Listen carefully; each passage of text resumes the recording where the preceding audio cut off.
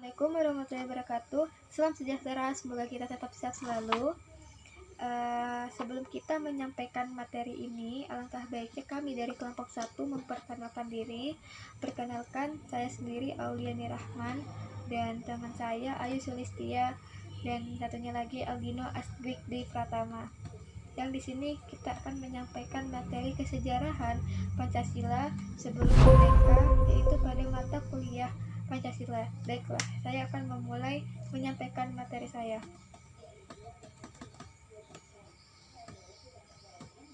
Indonesia merupakan negara yang memiliki bentuk negara kepulauan dan bentuk pemerintahan republik sehingga disebut dengan NKRI atau yang disebut juga dengan Negara Kesatuan Republik Indonesia. Dan masyarakatnya tidak asing lagi dengan Pancasila. Dalam kehidupan berbangsa dan bernegara, masyarakat Indonesia mengenal Pancasila sebagai dasar negara, pedoman, dan pandangan hidup yang nilainya diangkat dari kehidupan masyarakat sendiri. Pancasila merupakan dasar negara dan juga menjadi falsafah hidup bangsa Indonesia sejak dahulu. Pancasila juga diperuntukkan kepada negara, masyarakat, dan pribadi bangsa Indonesia. Sila-sila pertama itu tidak terlepas dari satu sama lain, melainkan satu kesatuan yang bulat baik dalam fungsi dan kedudukannya sebagai dasar negara maupun sebagai falsafah hidup bangsa. Pengertian dari kata kesatuan bulat dari Pancasila ialah berarti bahwa sila yang satu meliputi dan menjiwai sila-sila yang lain. Lantas, perumusan Pancasila juga dapat dijadikan sebagai pandangan hidup yang selalu berkaitan dengan kehidupan berbangsa dan bernegara. Seperti yang telah diketahui bahwa Pancasila itu juga merupakan dasar negara Indonesia, yang berarti dasar dari hukum tertinggi di Indonesia atau sumber dari segala sumber hukum di Indonesia. Hal ini terdapat pada pembukaan Undang-Undang Dasar 1945 yang merupakan naskah proklamasi Indonesia. Pancasila juga merupakan ideologi terbuka, yaitu bersifat khas dan orsinil. Kelima sila dalam Pancasila ini memiliki sifat universal sehingga dapat ditemukan dalam gagasan berbagai masyarakat lain.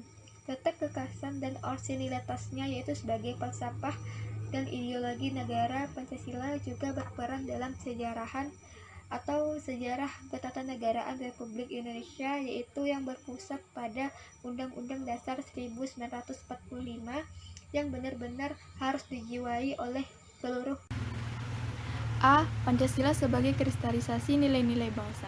Pancasila adalah kristalisasi nilai-nilai luhur bangsa Indonesia yang berakar dari kebudayaan bangsa sehingga Pancasila merupakan jati diri bangsa Indonesia. Karena itu, karakter individu dan kepribadian bangsa Indonesia selayaknya senantiasa mencerminkan nilai Pancasila tersebut.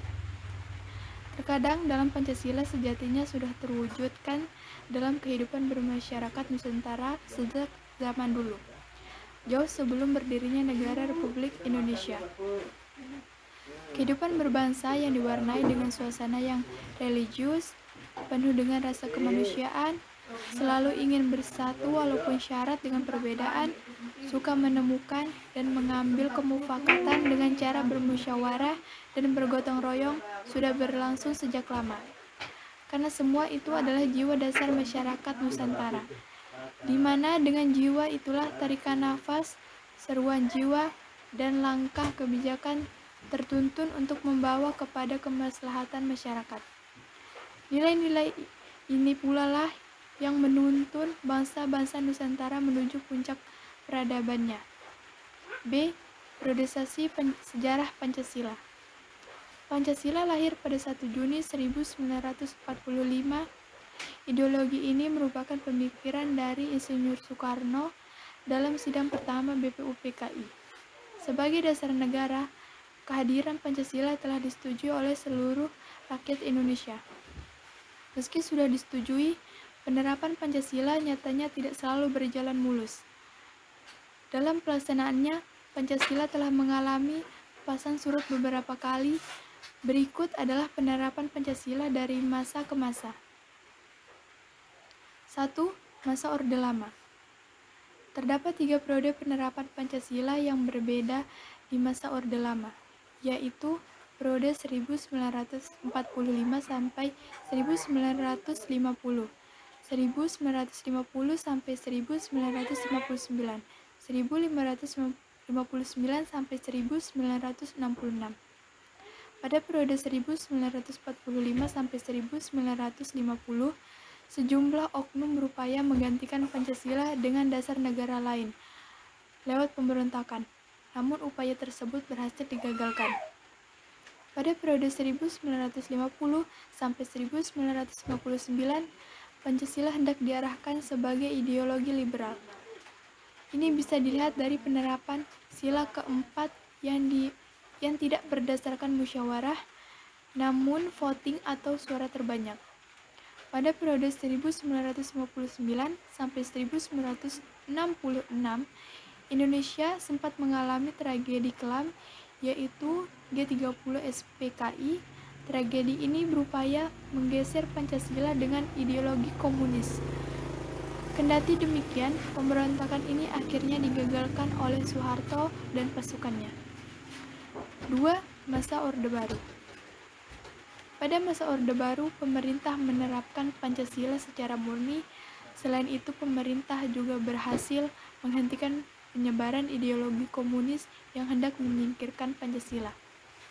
Namun, lembaga kepresidenan berupaya menempatkan dirinya sebagai pusat dan pengontrol untuk masyarakat. 3. Masa reformasi sampai sekarang. Dalam periode reformasi, keinginan untuk mengganti Pancasila dengan ideologi lain sudah berkurang. Salah satu upayanya adalah penerbitan Inpres nomor 26 1998 oleh Presiden B.J. Habibie untuk membatalkan aturan diskriminatif terhadap komunitas Tionghoa. Kendati demikian, Pancasila tetap mengalami berbagai tantangan, seperti konflik atau perpecahan. Untuk itu, masyarakat Indonesia harus terus menjaga dan mempertahankan nilai Pancasila dalam kehidupan sehari-hari. C. Zaman purbakala dan kerajaan-kerajaan.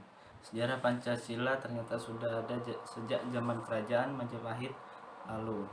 Bagi kamu yang belum tahu, kerajaan Majapahit merupakan salah satu kerajaan yang ada di Indonesia.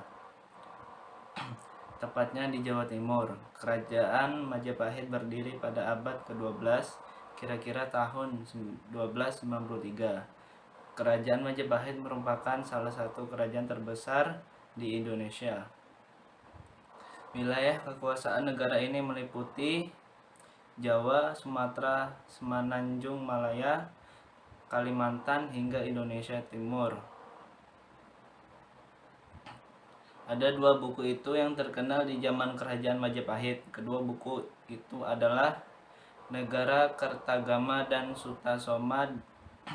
Buku Negara Kartagama dibuat oleh MPU Prapanca, sedangkan buku Sutasoma ditulis oleh MPU Tantular. Bermula dari buku Negara Kartagama dan Sutasoma, awal sejarah. MPU Prapanca dan MPU Tantular hidup di masa kerajaan Majapahit. Menariknya lagi, Pancasila yang saat ini menjadi dasar negara Indonesia berasal dari bahasa Sanskerta yang artinya 5 batu karang atau 5 prinsip moral. Pancasila juga ada di dalam buku Negara Kartagama dan buku Sutasoma. Jadi Pancasila sudah ada sejak zaman kerajaan Majapahit. Pancasila yang ada di buku Sutasoma juga memiliki 5 nilai. Yang pertama, tidak boleh melakukan kekerasan. Yang kedua, tidak boleh mencuri. Yang ketiga, tidak boleh berjiwa dengki. Keempat, tidak boleh sombong. Kelima, tidak boleh mabuk dan minuman keras. Pada zaman kitab Sutasoma terdapat juga ungkapan Bhinneka Tunggal Ika, Tanhana Dharma Mangrawa. Istilah Pancasila berasal dari bahasa Sanskerta yang berdiri dari dua kata, yaitu panca dan sila. Panca artinya 5 dan sila artinya dasar, asas atau prinsip. sehingga Pancasila memiliki arti 5 dasar, 5 asas atau prinsip. Kelima dasar asa prinsip tersebut telah menjadi rumusan dalam pedoman kehidupan berbangsa dan bernegara bagi seluruh rakyat Indonesia.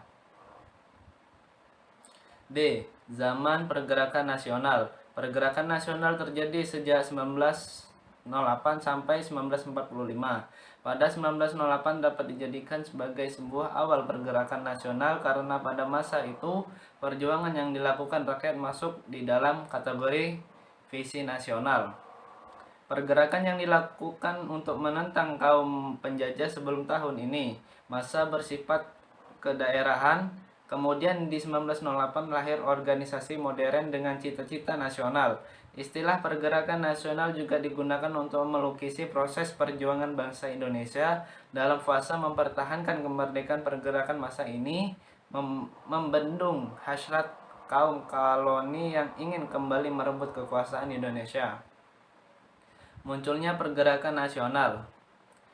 Pergerakan nasional menjadi wujud protes atas penindasan kaum kolonial kepada rakyat Indonesia di Indonesia selama bertahun-tahun. Penyebab terjadinya pergerakan nasional dibedakan dalam dua kelompok, yaitu faktor internal atau dalam negeri yang bersumber dari dalam negeri, antara lain adanya tekanan dan penderitaan yang berkelanjutan. Rakyat Indonesia harus melawan penjajah. Yang kedua, adanya rasa senasib yang hidup dalam cengkraman penjajah dan timbul semangat bersatu membentuk negara. Ketiga, adanya rasa kedasaran nasional dan harga diri, penyebab kehendak untuk memiliki tanah air serta menentukan nasib sendiri. Yang faktor eksternal atau luar negeri. Beberapa faktor eksternal juga mendorong proses timbulnya pergerakan nasional, di antaranya yang pertama, masuknya paham liberalisme dan humanisme. Yang kedua, diterapkannya pendidikan sistem barat dan dalam pelaksanaan politis etis pada 1902 sehingga menimbulkan wawasan luas bagi pelajar Indonesia. Yang ketiga, pemenangan Jepang terhadap Rusia tahun 1905 yang membangkitkan rasa percaya diri bagi rakyat Asia Afrika dan bangkit melawan penjajah. Yang keempat, gerakan Turki Muda pada 1856 sampai 1918 yang bertujuan menanamkan dan mengembangkan nasionalisme Turki. Bab ketiga, penutup. Kesimpulannya, Pancasila merupakan dasar negara dan juga menjadi falsafah hidup bangsa Indonesia sejak dahulu. Pancasila juga diperuntukkan kepada negara, masyarakat, dan pribadi bangsa Indonesia. Sila-sila Pancasila itu tidak berlepas satu sama lain, melainkan satu kesatuan yang bulat, baik dalam fungsi dan kedudukan sebagai dasar negara maupun sebagai falsafah hidup bangsa. Pengertian dari kata kesatuan bulat dan Pancasila ini ialah berarti bahwa sila yang satu meliputi dan menjiwai sila-sila yang lain.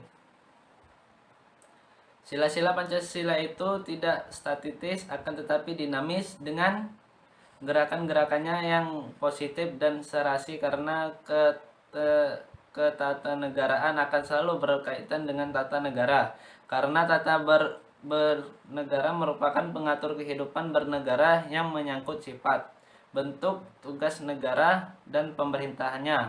Karena banyak peristiwa-peristiwa penting yang terjadi, yaitu seperti krisis-krisis yang menimpa bangsa-bangsa dan negara, sebagai reaksi terhadap gejolak kehidupan bangsa tanpa menonjol satu atau beberapa sila saja. Dari kalimat di atas telah diketahui bahwa Pancasila sangat berperan untuk keutuhan negara. Dengan kelima sila tersebut, kehidupan masyarakat akan lebih terarah. B. Sarannya. Demikian yang dapat kami sampaikan mengenai materi yang menjadi bahasan dalam makalah ini. Tentunya banyak kekurangan dan kelemahan karena terbatasnya pengetahuan, kurangnya rujukan atau referensi yang kami peroleh hubungannya dengan makalah ini. Penulis banyak berharap kepada para pembaca memberikan kritik dan saran yang membangun kepada kami demi sempurnanya makalah ini. Semoga makalah ini dapat bermanfaat bagi penulis dan para pembaca. Mungkin itu saja yang dapat kami sampaikan. Kurang dan lebihnya kami mohon maaf. Apabila ada salah kata itu dari diri kami masing-masing dan yang benarnya adalah Allah Subhanahu wa taala. Mungkin ini saja. Wassalamualaikum warahmatullahi taala wabarakatuh.